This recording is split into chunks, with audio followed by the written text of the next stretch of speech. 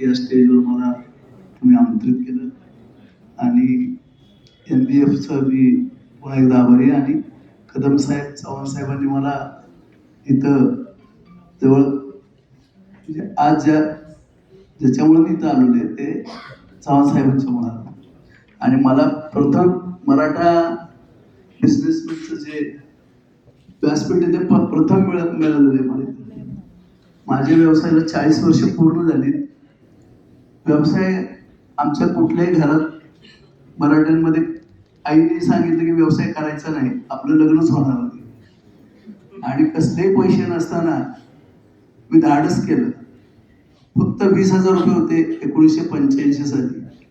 मराठ्यामध्ये फक्त शेती असेल, नोकरी असेल तर मुली देतात, असं त्या काळात एक म्हणजे रुटीन पडलेलं होतं. वडील शिक्षक होते, म्हणले काय भानगडी आल्या आमच्याकडे तर मी तुला घरातून हाकलून देईन. अशा परिस्थितीत फक्त 20,000 रुपयांनी 85 साली सुरुवात केली. कन्स्ट्रक्शनची माहिती नसलेली